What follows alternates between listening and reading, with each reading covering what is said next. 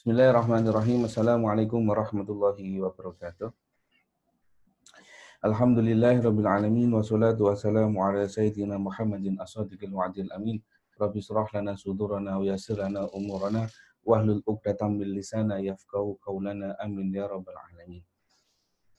Alhamdulillah kita sudah masuk pada hadis ke-10 dan kita sudah masuk ke bulan Ramadan yang ke berapa ya? 12 napa 13? 13 Ramadan ya. Jadi hadis ke-10. Kita langsung lawan.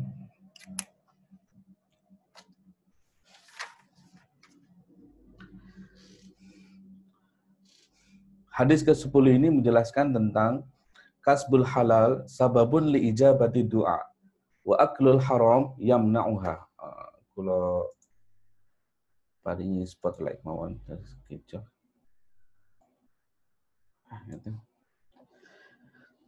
Kasbul halal sababun li ijabati du'a. Okay. Wa aklul haram yamna'uha. Jadi dalam hadis ke-10 ini akan menjelaskan satu konsep tentang hubungan antara makanan halal dan diijabainya doa. Begitu juga dengan makanan haram dan ditolaknya doa. Dalam hadis yang akan kita baca pada hari ini. An Abi Hurairah radhiyallahu anhu qala Rasulullah sallallahu alaihi wasallam Innallaha ta'ala tayyibun la yaqbalu illa tayyiban wa anna Allaha amara al-mu'minina bima amara bihi al-mursalin faqala Allah ta'ala ya ayyuhar rusulu kulu minat tayyibati wa'malu shalihan وقال الله تعالى يا أيها الذين آمنوا كلوا من طيبات ما رزقناكم ثم ذكر الرجل يطيل السفر أشعث أغبر يمد يديه إلى السماء يا ربي يا ربي وما طعامه حرام ومشربه حرام وملبسه حرام وغدي بالحرام فأنا يستجاب لذلك رواه Muslim.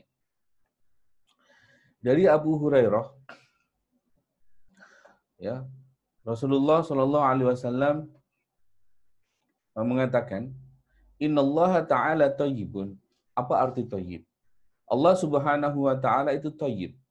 Tayyib itu artinya adalah tahirun, munazzahun, anin naqaisi wa kulli wasfin khala anil kamalil mutlaq.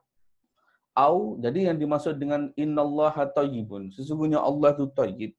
Tayyib itu maksudnya adalah Allah itu disucikan, Allah itu sempurna, disucikan daripada sifat-sifat kurang, wa kulla wasfin khala 'alal kamalil mutlaq, dan segala dari sifat-sifat yang boleh mengurangi kesempurnaan Allah Subhanahu wa taala. Atau juga diartikan tayyibun itu adalah tayyibis sana. Tayyibis sana, ya.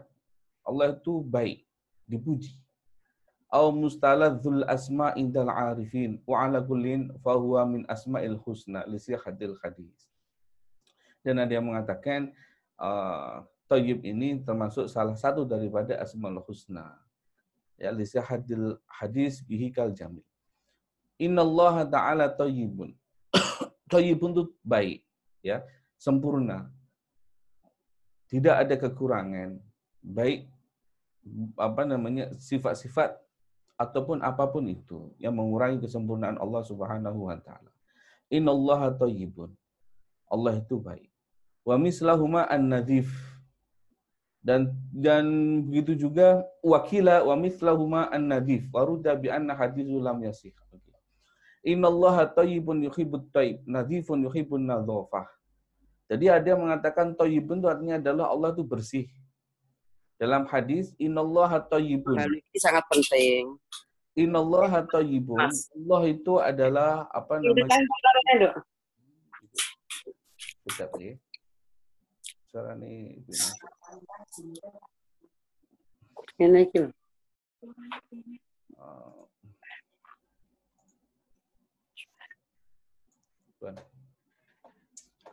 Innallaha thayyibun, ada diartikan an-nadhif, ya, seperti nadhif, ya, bersih.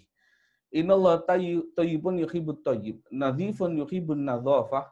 Allah itu thayyib, suka barang yang thayyib, yang baik. Nadhifun, Allah itu bersih, yuhibbun nadhafah, suka akan kebersihan. Jawadun yuhibbul jawad. Jawad itu mulia, yuhibbul al-jawad. Kharajahu at-Tirmidzi wa fi isnadihi maqalun. Innallaha thayyibun, Allah itu baik, ya, bersih.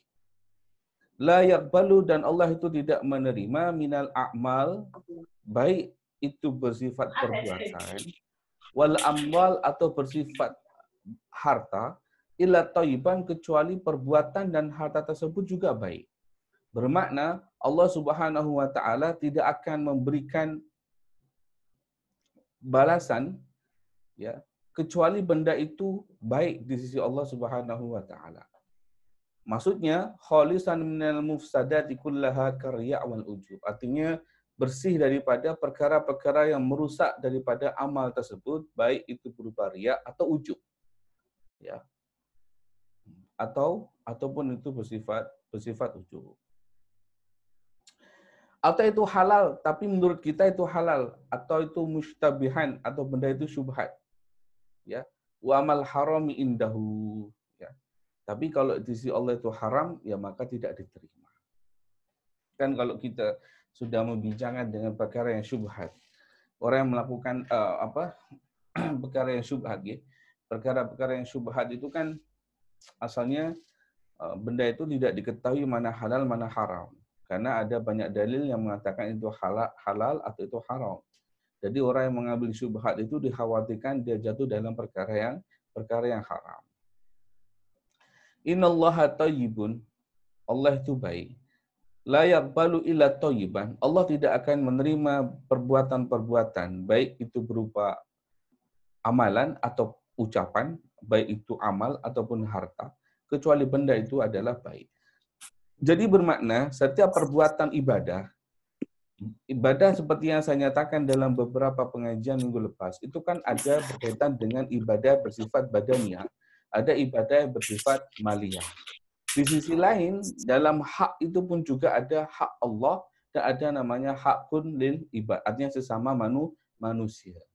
Kalau ibadah bersifat amal, perbuatan, dan bersifat harta itu seperti zakat, itu memang Allah tidak akan terima kecuali itu berasal daripada barang yang baik dan dihasilkan dengan cara yang baik. Kalaupun barang itu baik, tapi dihasilkan dengan cara yang tidak baik, itu pun tidak akan diterima. Atau perkara itu baik, dihasilkan dengan cara yang baik, tapi selepas melakukan perbuatan itu ada unsur-unsur eksternal, ada unsur-unsur luaran yang menjadikan benda itu tidak baik, seperti riya dan ujub. Contoh dia sedekah, hasilnya dari hasil yang baik, kemudian barangnya pun juga barang yang baik, halal, disedekahkan. Tapi ada unsur luaran, eksternal, yaitu seperti sifat riya dan sifat ujub, itu bisa menghilangkan daripada benda itu menjadi tidak baik. Dan Allah tidak akan terima itu.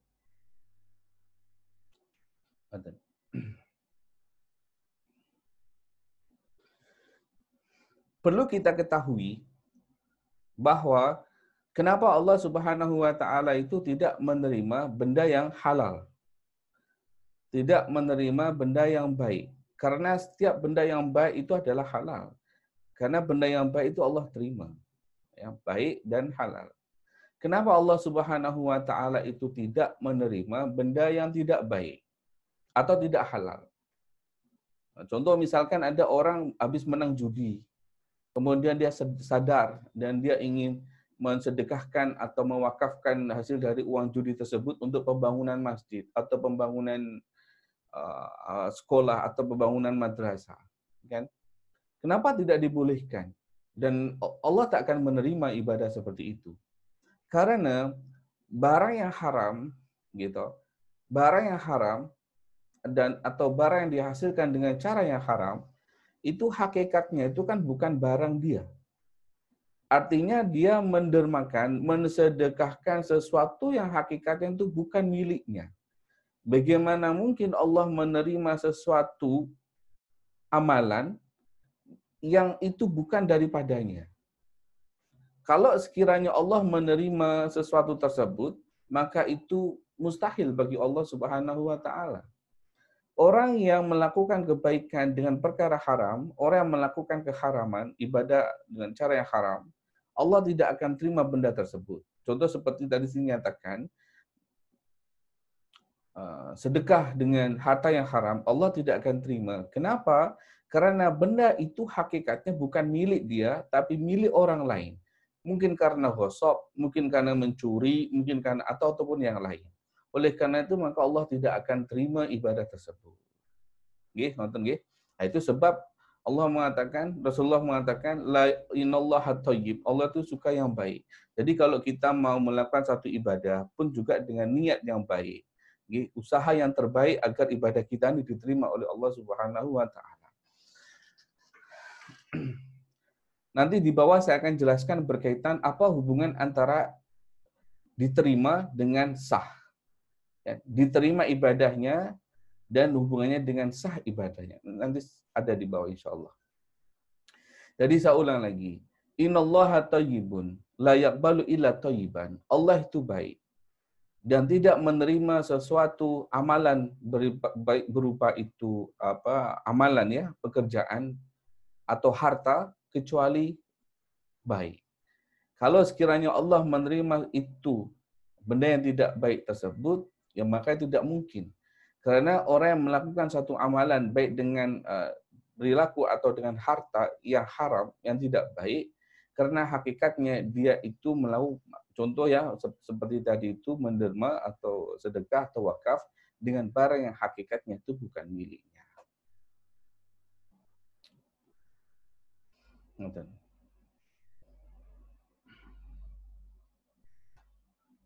Kemudian seterusnya, niki. Apa hubungan antara tidak diterimanya dengan tidak sah? Perhatikan, nggih. Setiap perkara yang tidak sah itu tidak akan diterima. Maksudnya tidak, ini dalam perkara ibadah ya. Setiap ibadah yang tidak sah itu tidak akan diterima oleh Allah Subhanahu wa taala. Tetapi sebaliknya, nggih, tidak semestinya ibadahnya itu sah, tapi diterima oleh Allah Subhanahu wa taala. Saya ulang lagi. Sesuatu ibadah yang tidak sah, itu tidak akan diterima. Tapi tidak semestinya ibadah itu sah, akan diterima. Intifa'ul qabul, qad yu'dhinu bintifa'is sihah. Kalau dalam gramatikal bahasa Arab, kalau ada fi'il mudhari', sebelum fi'il mudhari' itu ada huruf qad, maka ini menunjukkan bahwa benda itu tidak selalu terjadi. Artinya benda itu terkadang artinya tidak selalu.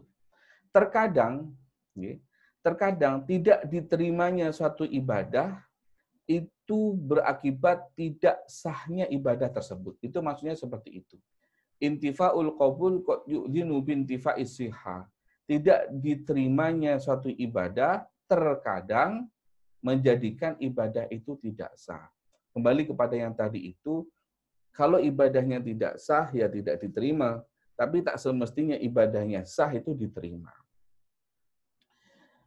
Contoh yang ini, tidak diterimanya suatu ibadah itu boleh menjadikan ibadah itu tidak sah. Contohnya seperti la yaqbalullahu sholata ahadikum idza ahdatsa hatta yatawaddo. Allah tidak menerima solat salah satu daripada kalian. Menerima ini maksudnya yang mendapatkan pahala. Kemudian Allah ridha dengan apa yang dilakukan. La yaqbalu sholatu ahadukum. Allah tidak menerima solat salah satu daripada kalian idza ahdasa, ketika orang tersebut itu dalam keadaan hadas, hatta yatawaddoa, sehingga dia berwudu. Maksudnya bagaimana? Lihat di sini, Allah tidak menerima solat orang tersebut ketika dia dalam keadaan hadas. Hatta yatawaddo bermakna ibadah itu tidak diterima sebab karena dia tidak sah. Karena sholat tanpa wudhu kan sholatnya tidak sah. Maka tadi dalam perkataan yang pertama tadi itu, tidak diterimanya suatu ibadah itu terkadang menjadikan ibadahnya itu tidak sah. Seperti sholat itu tidak diterima kalau sholatnya tidak sah, wong tidak ada wudhu, ya sampai dia wudhu dan sholat lagi, menetapi syarat-syaratnya, insya Allah boleh diterima. Seperti yang saya katakan tadi itu, qad yu'dhinu, terkadang tidak diterimanya satu ibadah itu menjadikan ibadah tidak sah. Terkadang pun juga tidak. Terkadang itu ibadahnya sah, tapi tidak diterima ibadahnya. Saya kasih gambaran contoh yang sederhananya seperti ini. Kalau jenengan semua masih duduk dalam belajar di universitas, kemudian dosen jenengan, Anda semua ini memberikan tugasan.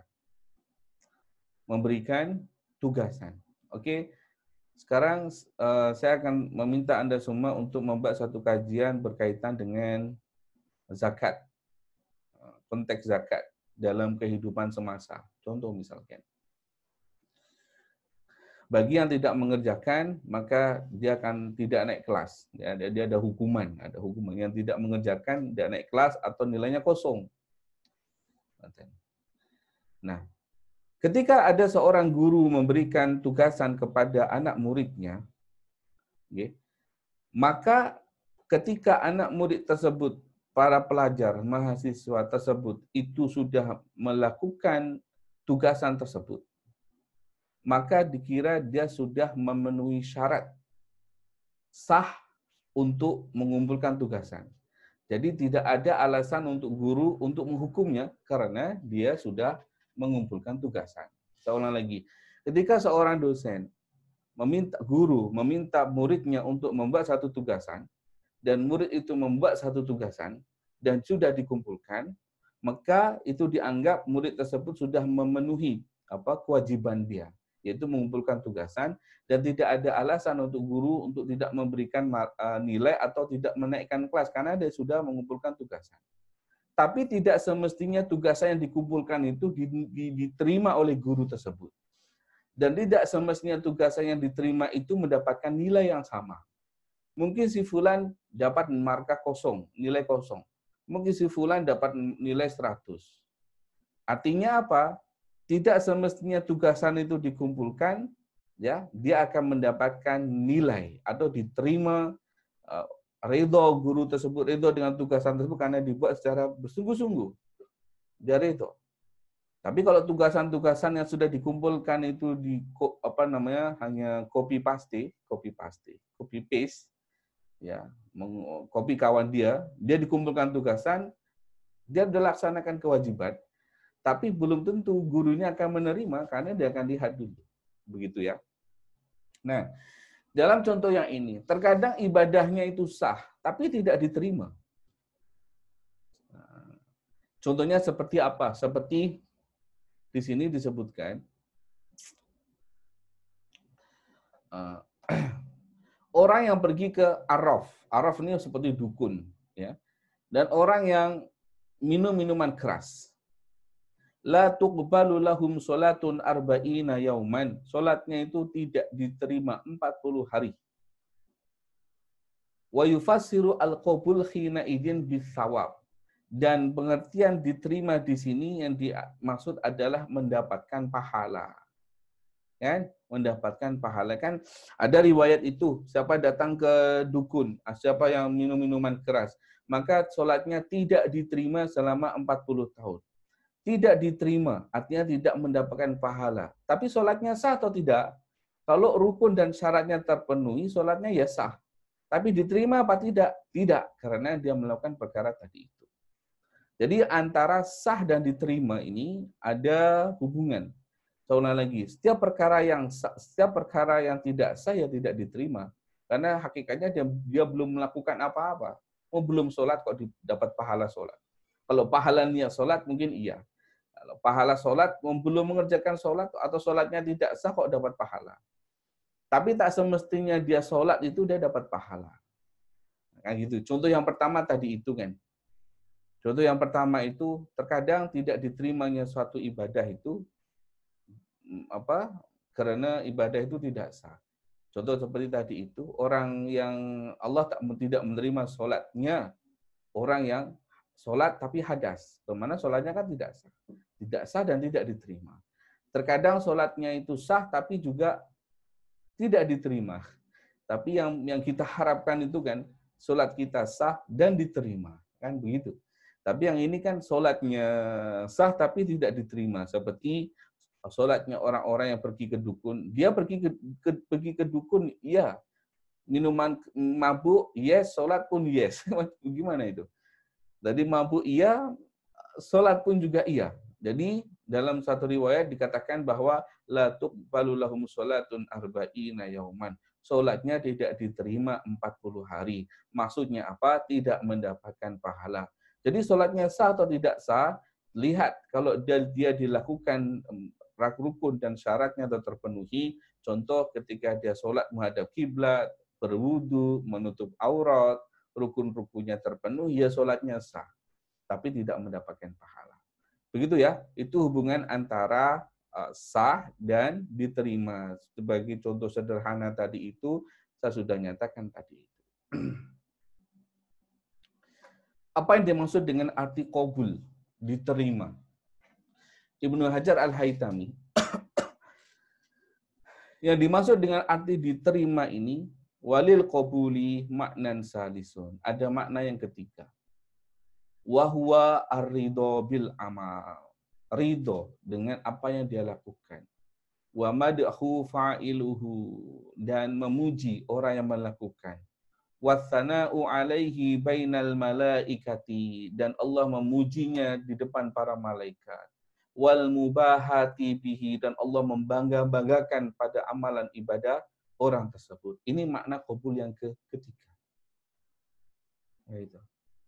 Jadi makna ibadah itu diterima dalam makna yang ketiga ini bermakna Allah tuh redha dengan apa yang kita lakukan. Allah memuji kita. Bahkan Allah memuji dan membangga-banggakan kita di depan malaikat. Nah, itu maksud yang arti dengan makna qabul. Innallaha thayyibun la yaqbalu illa thayyiban. La yaqbalu illa thayyiban. Jadi kalau amal kita baik bersifat badan atau bersifat harta kita lakukan dengan sebaik mungkin, ya, kita jaga daripada faktor internal dan eksternal yang boleh menghalangi itu ditolak, maka Allah akan ridha, kita akan diterima, dapat pahala, dan seterusnya. Kemudian, innallaha thayyibun la yaqbalu illa thayyiban. Dari rumusan di atas, boleh dikatakan bahwa yang dimaksud dengan kata thayyib itu terkadang maknanya itu adalah suci, dan ada maknanya itu juga halal. Halal. Suci dan benda itu adalah halal. Sebaliknya kalau bukan thayyib, bermakna benda itu boleh jadi najis dan benda itu haram. Ngerti nggih? Innallaha thayyibun la yaqbalu illa thayyiban. Sampai sini pembahasan. Kemudian meneruskan, wa innallaha ta'ala amaral mu'minin bima amara bihi al-mursalin. Sesungguhnya Allah Subhanahu wa taala itu memerintahkan orang-orang beriman sebagaimana Allah memerintahkan para utusannya. Di sini maka khitab dalam perintah untuk melakukan perkara yang baik dan meninggalkan perkara yang haram itu sama antara orang beriman dengan para mursalin utusan Allah. Fasawa bainahum fil khitabi wujubil aklil halal wa fi annal asla istiwa'uhum ma'a umamin fil ahkam illa maqama dalilun ala muhtasun bihim. Kecuali jadi bermakna antara orang beriman dengan para utusan Allah itu sama-sama diperintahkan untuk melakukan perkara yang baik, yang halal, dan meninggalkan perkara yang tidak baik. Secara umum lah, kecuali beberapa perkara-perkara yang memang dikhususkan kepada para nabi dan rasul. Kecuali perkara-perkara yang dikhususkan kepada siapa? Para nabi dan rasul. Terkadang orang ini mencontohi sunnah Nabi Muhammad SAW. Terkadang lah, mencontoh itu sudah bagus lah ya. Tapi terkadang mereka kadang tidak adil, kadang mencontohi yang menguntungkan baginya saja, yang tidak menguntungkan baginya dia tidak mencontohi. Contohlah ya, menikah lebih daripada satu. Dengan alasan Rasulullah menikah istrinya lebih daripada 4. Saya pun baru 4 saja, kan begitu. Tapi dia tidak mencontohi bagaimana Rasulullah SAW menghidupkan waktu malam dengan beribadah sampai kakinya itu bengkak-bengkak. Jadi yang enak itu dicontoh, yang tidak enak tidak mau dicontoh. Ini kan tidak adil, tidak fair, kan begitu. Memang Nabi Muhammad itu ada khususnya dia. Ada perkara-perkara yang hanya dikhususkan untuknya saja, yang tidak boleh dilakukan oleh umatnya. Karena setiap apa yang dilakukan oleh para utusan Allah itu wahyu daripada Allah Subhanahu wa taala, bukan daripada hawa nafsunya. Macam seperti yang saya nyatakan tentang Sayyidah Aisyah itu kan. Ada orang yang menuduh Rasulullah SAW sebagai orang yang pedofilia, yang haus akan seksual. Tapi kalau kita lihat daripada sejarah baginda Nabi ini menikahkan umur 25 tahun. Istri yang pertama dan yang paling dicintainya itu adalah seorang Sayyidina Khadijah. Seorang janda sudah menikah 2 kali, usia 40 tahun. Kalau kita mau berpikir secara logik lah. Kalau misalkanlah Anda nih, kalau ada mas-mas yang mengaji, Anda umur 25 tahun, justru memilih menikah dengan janda umur 40 tahun, atau memilih gadis yang umur 23 tahun, pilih yang mana? Secara tabiat kita akan memilih yang lebih muda atau yang seumuran. Kalau lebih tua pun mungkin 1 atau 2 tahun. Itu normal lah, manusia. Tapi Rasulullah SAW kan tidak. Dia menikah dengan janda usia 40 tahun, sudah pernah menikah 2 kali.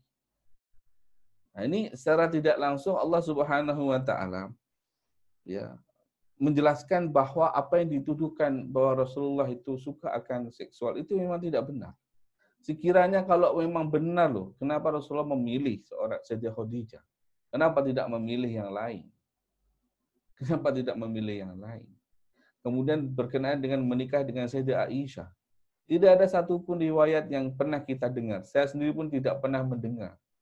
Ada satu riwayat yang datang daripada Sayyidah Aisyah yang mengatakan Sayyidah Aisyah ini apa istilahnya tersiksa menikah dengan Nabi. Tidak ada.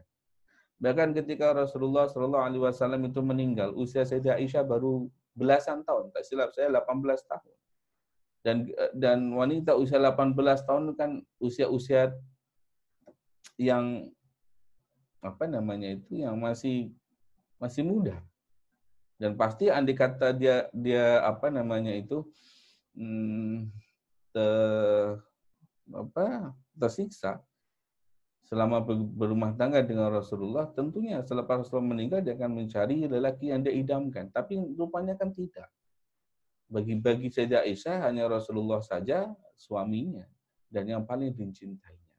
Bahkan yang datang kepada kita itu hadis-hadis yang berkaitan dengan apa namanya keharmonian rumah tangganya Rasulullah Shallallahu Alaihi Wasallam. Oke. Kemudian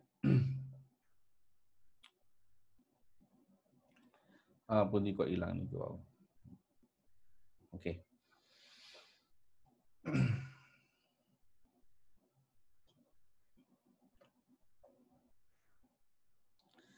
Selepas Rasulullah Shallallahu Alaihi Wasallam menjelaskan tentang perkara Allah Subhanahu Wa Taala thayyib, tidak menerima perkara yang thayyib.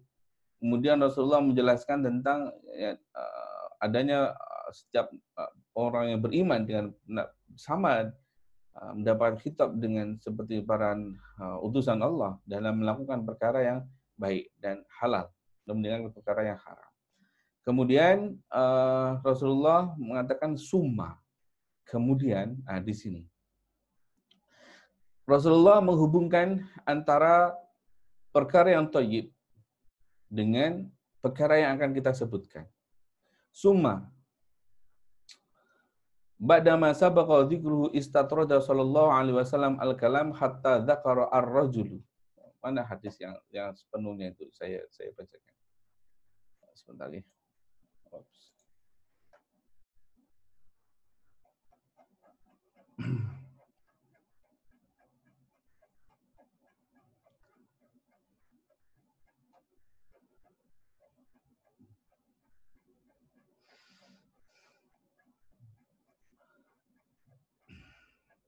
Sekedar pun di hadis ini. Insyaallah. Tahu nih.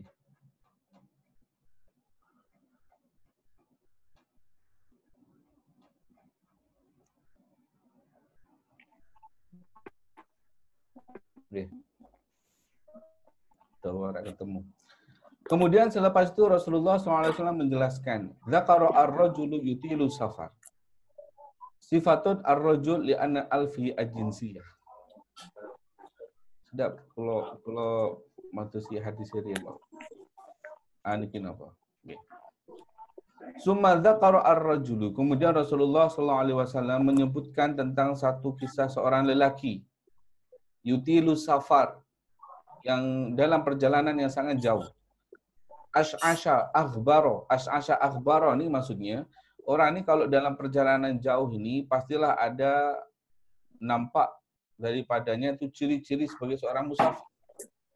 Mungkin karena badannya itu lusuh, pakaiannya itu tidak rapi. Kan orang kalau musafir kan, dengan kalau Zala Wali Songo kan beliau turun, contoh daripada Sunan Gresik pergi ke Sunan Gunung Jati, itu kan dari timur ke ujung barat sana. Dan sampai sana ada pakaian ada itu. Yamudu yadaihi mengangkatkan kedua tangan ila sama ke langit. Kemudian dia mengatakan ya Rabbi wa mal'amuhu haramun wa mashrabuhu haramun wa malbasuhu haramun. Makanannya haram, minumannya haram, ya. Dicari daripada cara yang haram. Kemudian Rasulullah SAW mengomentari fa'anna yustajabu dzalika. Bagaimana doa orang itu diijabahi. Dari sini kita boleh ambil satu pelajaran bahwa doa itu mempunyai beberapa sebab. Doa itu mempunyai beberapa sebab untuk dikabulkan. Oh, ini muncul lagi. Salah. Doa itu mempunyai beberapa sebab agar doa itu dikabulkan. Jadi sekiranya kita mau berdoa, kita perlu memperhatikan sebab-sebab tersebut agar doa itu boleh dikabulkan oleh Allah Subhanahu wa taala. Yang pertama, salah satu sebab doa itu dikabulkan, orang yang musafir. Ya. Orang yang musafir itu adalah bepergian, itu adalah salah satu sebab doa itu makbul. Sebagaimana hadis Abi Dawud wa Tirmidzi wa Ibnu Majah, salah da'awatin mustajabatin la syakka fihinna, ada 3 doa yang dikabulkan dan tidak diragukan lagi dia akan dikabulkan, la syakka fihinna. Yang pertama, da'watul mazlum, doa orang yang dianiaya. Kenapa doa orang yang dianiaya itu dikabulkan? Doa orang yang dianiaya ini, maka Rasulullah kan sangat memberi kita untuk selalu berhati-hati terhadap orang-orang yang terzalimi. Karena orang terzalimi itu doanya dikabulkan. Baik orang terzalimi itu orang yang taat atau orang yang fasik sekalipun. Kenapa doa orang yang mazlum terzalimi itu dikabulkan begitu mustajab? Doa orang yang doa orang terzalimi itu begitu mustajab, dikabulkan. Itu bukan karena sebab kesalehan orang dizalimi itu, bukan. Tapi disebabkan karena Allah Subhanahu wa taala mempunyai sifat yang namanya adil. Allah punya sifat yang namanya adil. Maka ketika ada orang yang terzalimi, ya, tidak mendapatkan keadilan, kemudian dia berdoa kepada Allah atas kezaliman yang dilakukan oleh orang lain, itu doa itu dikabulkan. Karena Allah mempunyai nama, sifat yang namanya adil. Tak terkecuali orang yang terzalimi itu, baik itu orang yang orang yang taat atau orang yang tidak taat. Hati-hati nggih, jangan sampai kita itu menyakiti orang lain. Nah, didongakno apik malah bagus. Justru kalau kita disakiti orang lain, kita doakan orang itu kaya. Nggih. Kan bagus. Dan insya Allah Allah akan balas kebaikan kita dengan berlipat ganda. Yang kedua adalah wada'watul musafir, doanya orang yang bepergian. Doanya orang bepergian. So dari sini kita boleh ambil kesimpulan. Rasulullah SAW dalam kisah tentang lelaki itu yang panjang itu, Rasulullah ingin menunjukkan kepada kita, sekiranya doa itu diucapkan dan syarat-syarat agar doa itu mustajab, ya, di sisi Allah Subhanahu wa taala, tak semestinya doa itu boleh dikabulkan karena sebab pemakanan dan minuman dia. Tapi sebelum itu kita lihat dulu sebab-sebab doa itu dikabulkan. Yang pertama adalah karena musafir. Dalam riwayat yang lain, doa yang mazlum. Dan yang ketiga adalah da'watul walid liwaladihi, doanya orang tua kepada anak. Doanya orang tua kepada anak itu mustajab. Maka dari itu, kalau kita dah menjadi orang tua ini, ya kita banyak-banyak doakan untuk anak kita. Tapi kalau kita lihat ditinjau kita sebagai anak, ya kita minta banyak-banyak untuk orang tua mendoakan kita. Tapi bagaimana mungkin orang tua bisa mendoakan kita dengan sepenuh hati kalau kita tuh menyakiti hati orang tua kita? Kan begitu. Karena walaupun memang orang tua ini kadang dia boleh memaafkan perbuatan kesalahan daripada anak-anaknya. Tapi alangkah baiknya seorang anak itu setidaknya berusaha untuk membahagiakan orang tuanya, sehingga orang tuanya itu ridho dengan anak tersebut, dan selalu namanya disebut dalam doa orang tua tersebut. Nikmat hidupnya itu. Dan sebaliknya, orang yang durhaka kepada orang tua itu, hidupnya itu tidak akan berjaya. Jangan perhatikan ini. Orang yang durhaka kepada orang tua itu, hidupnya tidak akan berjaya. Berjaya ini bukan bermakna miskin, tidak. Kadang dia menjadi kaya raya, tapi hidupnya pun tidak tenang. Anaknya tidak menurut, istrinya selingkuh, hartanya dikorupsi karyawan dia. Boleh jadi seperti itu.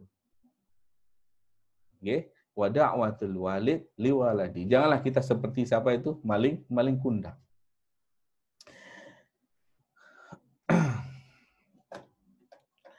Oke. Jadi sebab doa dikabulkan sebagaimana disebutkan dalam hadis tadi itu adalah disebabkan karena musafir. Ash'atha ja'adar ra's aghbara ghayaral hubar launahu, artinya apa? Orang yang bepergian itu kan rambutnya kadang acak-acakan, tidak tersusun, dan pakaiannya itu kalau bepergian berjalan kaki nanti banyak debu kan, karena dia bepergian dalam masa yang panjang, seperti orang pergi haji, menziarahi sanak saudara, ya, atau ada satu tugas yang jauh yang perlu dia lakukan dalam perkara yang baik dan seterusnya. Kemudian seterusnya, wa min sama qala sallallahu alaihi wasallam, yamuddu yadaihi.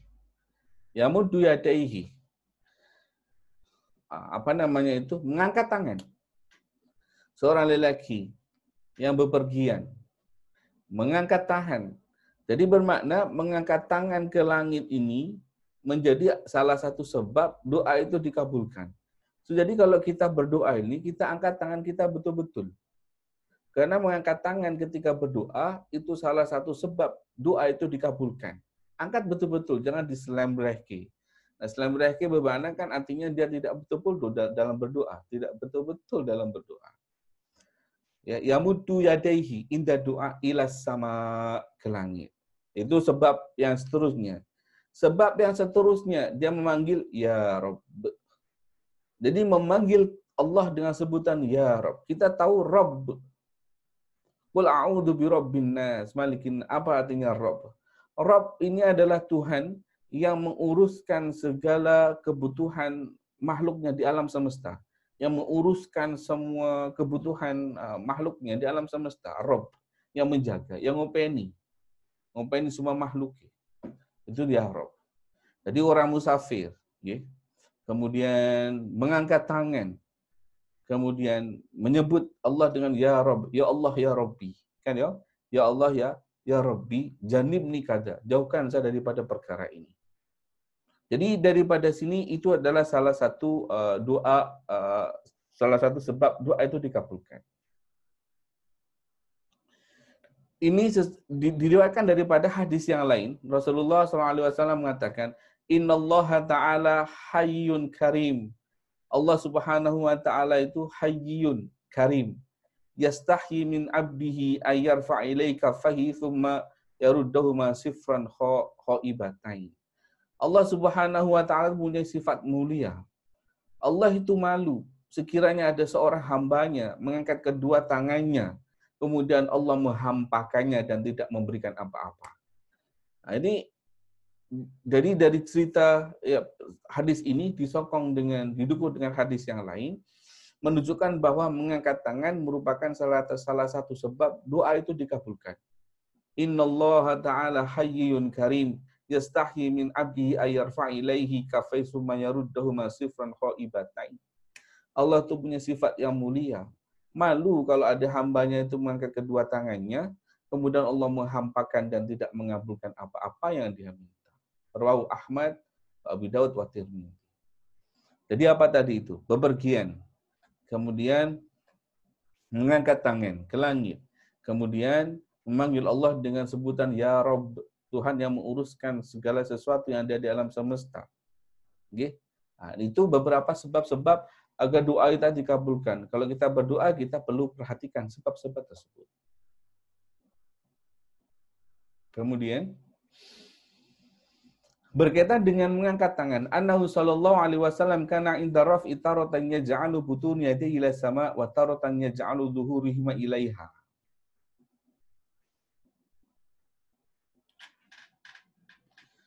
Rasulullah sallallahu alaihi wasallam ini ketika dia berdoa, terkadang epe batinul kaf, ini epe itu ke atas begini, terkadang duhurul kaf sini begini. Jadi kadang begini, kadang begini. Kadang begini, terkadang begini. Kapan Rasulullah SAW berdoa dengan menjadikan epe itu atau telapak tangan itu menghadap ke langit? Dan bila Rasulullah SAW itu menjadikan zuhurul kafi ini menghadap ke bawah,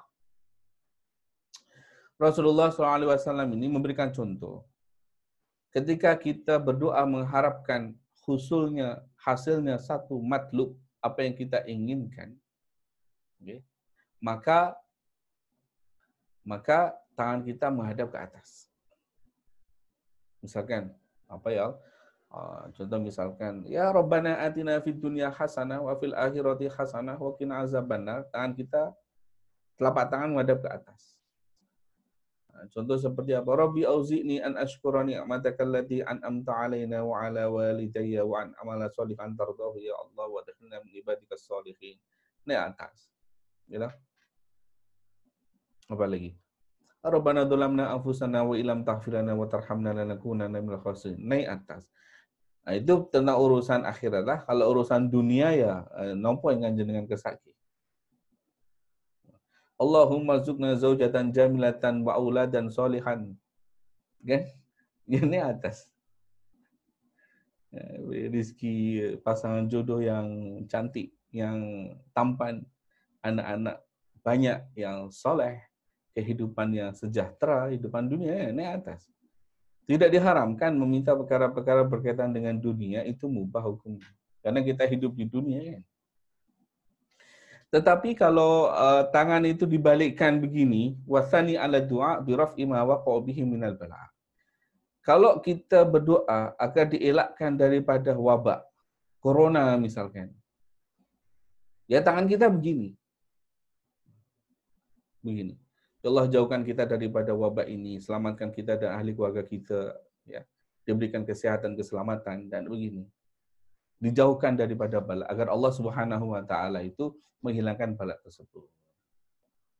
Warwa Muslim, karena itu diriwayatkan daripada Imam Muslim, annahu sallallahu alaihi wasallam fa'ala sani fil istisqa.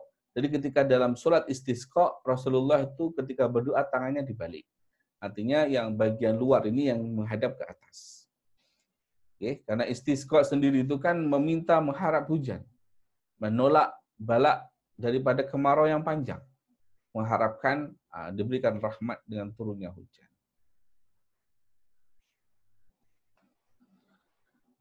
Kemudian dalam mengangkat tangan juga Rasulullah Shallallahu Alaihi Wasallam rafa'a yadayhi wa ja'ala dhuhurihima ila jihatil qiblah wa huwa mustaqbilaha wa ja'ala butinihima mimma yali wajhuhu wa roda aqsu hadi fil istisqa. Sama juga Rasulullah Shallallahu Alaihi Wasallam ketika berdoa menghadap kiblat dan menjadikan yang bagian yang sini ini ke arah kiblat dan yang epek-epek ini menghadap ke muka. Jadi beginilah. Jadi menghadap kiblat dan begini.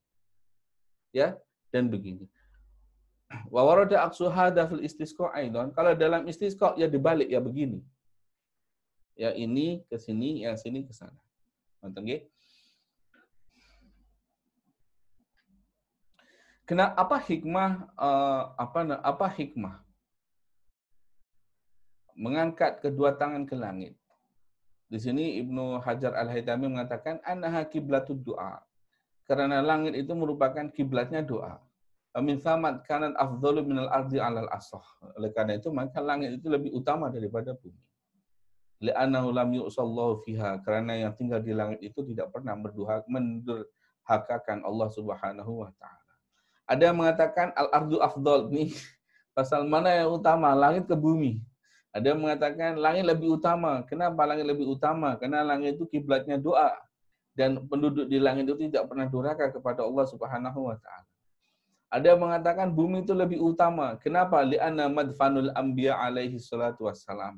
Karena di bumilah ya dikubur para utusan-utusan Allah alaihi salatu wassalam.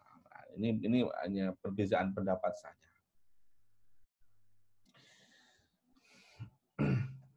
Wa fi tikrari ya Rabbi. Kalau dalam hadis tadi itu jadi kan dinyatakan orang itu lelaki dalam keadaan musafir, pakaian dan itunya itu nampak bekas daripada bepergian. Mengangkat kedua tangan, gitu. Kemudian menyebut ya Rabb, bukan hanya sekali tapi berulang-ulang kali. Ya Rabbi, ya Rabbi. Nah, ini menjadi ya menyebut ya Rabbi saja itu sudah menjadi salah satu sebab doa dikabulkan.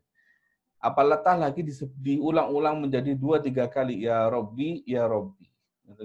Ya Rabbi ya Rabbi.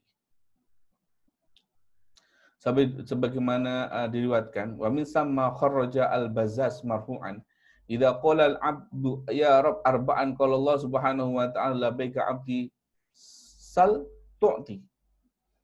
Maka ada satu riwayat dikatakan ketika seorang hamba itu berdoa kepada Allah Subhanahu wa taala dengan menyebut nama Allah ya Rabb 4 kali, maka Allah Subhanahu wa taala akan menjawab labbaika 'abdi, ya hambaku, mintalah kepadaku, saya akan beri. Sal tu'tihi, apa yang kamu minta aku akan beri.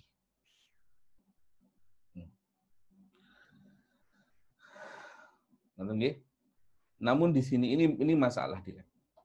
Ketika semua syarat doa itu sudah terpenuhi. Wa mad'amuhu haram, tapi pakanannya itu haram. Wa mashrabuhu haram, minumannya haram. Wa malbasuhu haram, pakaian dan tempat tinggalnya haram. Wa hudiya dan dia dari benda yang haram. diperoleh hartanya diperoleh dengan cara yang haram.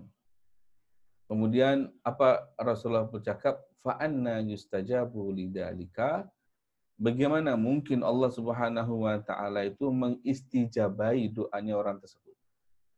Wa min aina yustajabu liman hadhi sifatu. Artinya bermakna ternyata tidak semestinya kita berdoa. Berdoa itu kita perlu lihat ya. Ada sebab-sebab doa itu dikabulkan. Ada yang sebab dengan berkaitan dengan cara seperti tadi itu.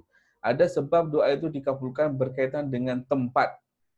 Ada sebab doa itu dikabulkan berkaitan dengan waktu. Sebab doa dikabulkan berkaitan dengan tempat seperti di mana? Di Multazam, antara pintu Ka'bah dengan Hajar Aswad, di belakang makam Ibrahim. Okay? Berkaitan dengan waktu, doa selepas solat fardu itu mustajab. Doa pada waktu pertengahan waktu malam, waktu tahajud itu pun mustajab, berkaitan dengan waktu. Berkaitan dengan cara yang tadi itu. Tapi tidak semuanya ketika semua sebab-sebab itu dikumpulkan, tetapi pemakanannya haram, minumannya haram, pakaiannya haram, tempat tinggalnya haram, diperoleh dengan cara yang haram, Rasulullah mengatakan, fa'anna yustajabu lidzalika. Bagaimana mungkin Allah mengabulkan doa tersebut? Ini menunjukkan bahwa makanan dan minuman itu memberikan efek selain daripada badan kita secara fisikal, juga akan memberikan efek kepada ketaatan kita kepada Allah Subhanahu wa taala. Di samping itu pun menjadi sebab bahwa doa itu tidak dikabulkan karena sebab pemakanan dan sebab minuman. Ada sebab pemakanan dan ada sebab minuman.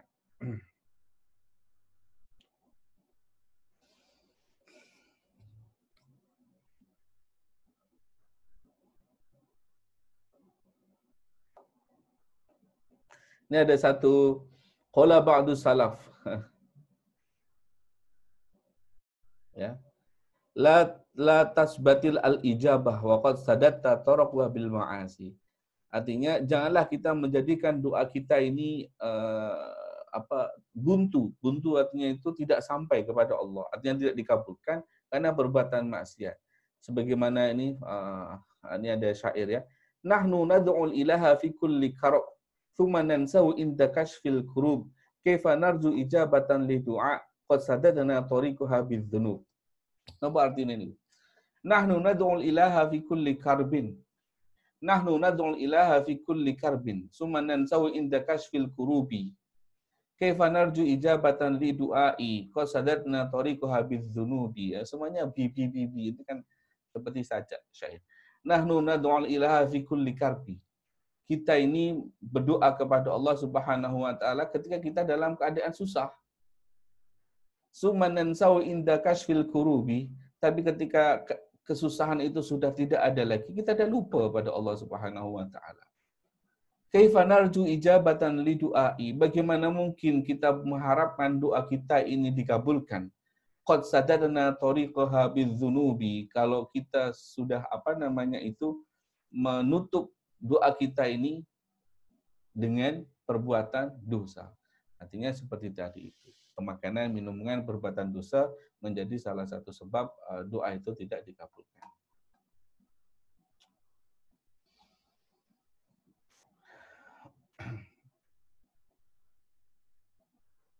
Okay.